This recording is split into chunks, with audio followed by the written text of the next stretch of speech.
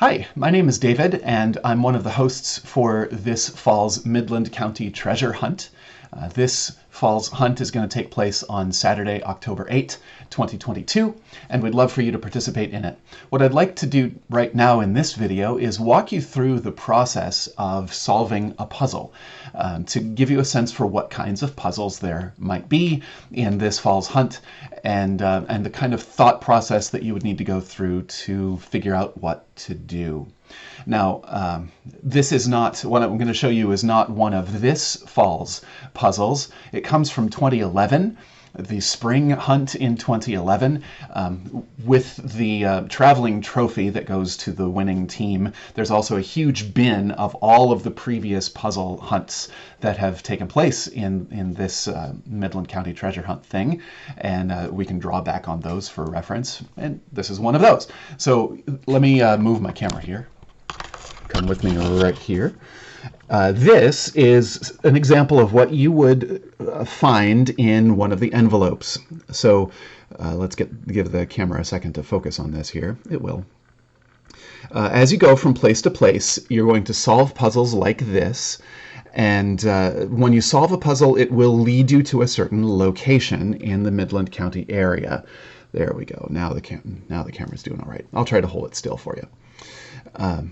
Once you get to that location, then you answer a question about that location, and then you know how to open the next puzzle. There's a certain side of the envelope that you'll need to open that has the correct answer to the question from the puzzle that you're looking at. So this is, like I said, from 2011. It's called clue number 9. So this would have been 9 out of 10 or 11 puzzles in that particular treasure hunt.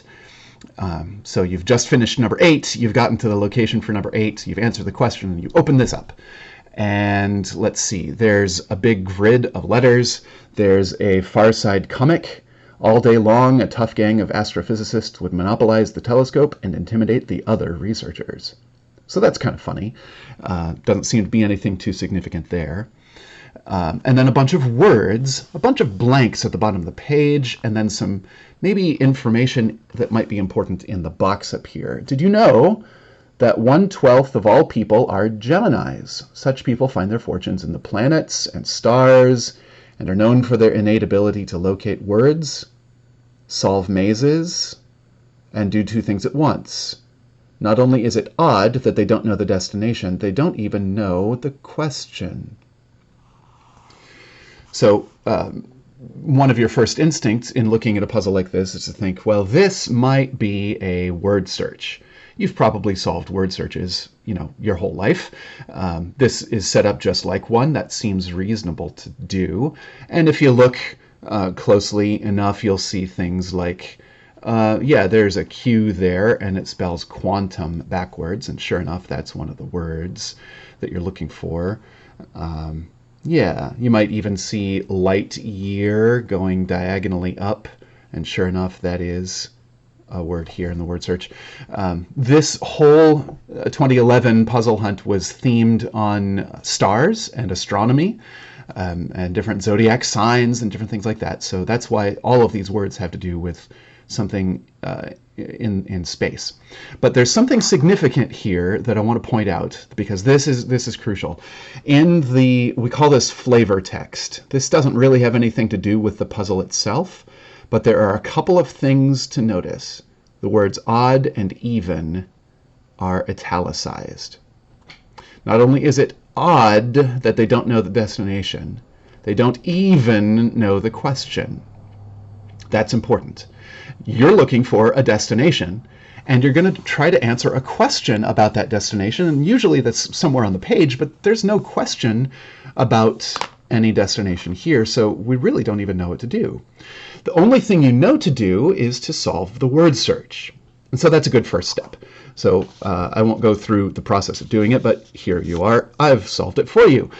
Here are where all of the words are found. And now you think, okay, great, we've solved this word search, but what is the next step? Well, I see that there's a question mark I haven't uncovered, and there's some kind of an apostrophe thing, there we go, that I haven't dealt with, so I'm not quite sure what to do with all these. What often happens in word searches is the leftover letters become important.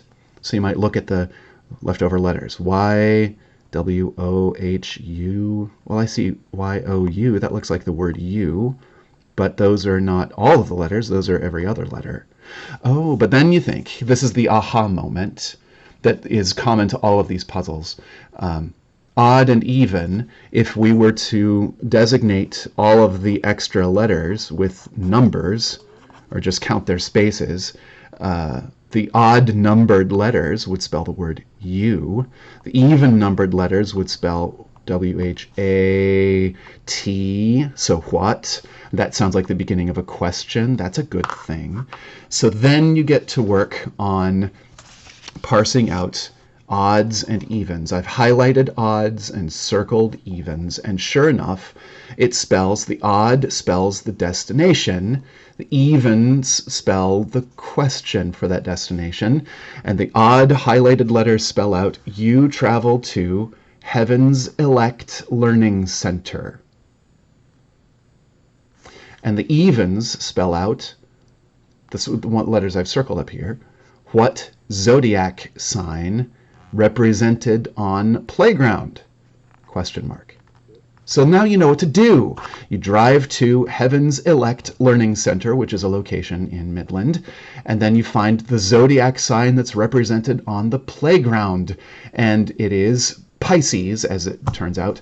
And so the next envelope would have, on the four sides of the envelope, one of them would say Pisces, one would say Sagittarius, Leo, Cancer, I don't know. But you then would cut open the envelope on the side that says Pisces, because that's the correct answer that you're looking for, and then you get to work on the next puzzle. So I want to show you this kind of a puzzle. I'll move you back here so you can see me, and the camera will stop shaking. Haha. I want to show you that kind of a puzzle because it demonstrates some of the principles that are important in solving puzzles like this. There is not a word search in this Falls hunt, but you'll see similar kinds of things. If you pay attention to that flavor text, the stuff that shows up in the boxes or the story, sometimes there will be italicized or bold-faced or important words, and you want to pay attention to those because those will give you a little bit of a clue as to what to do.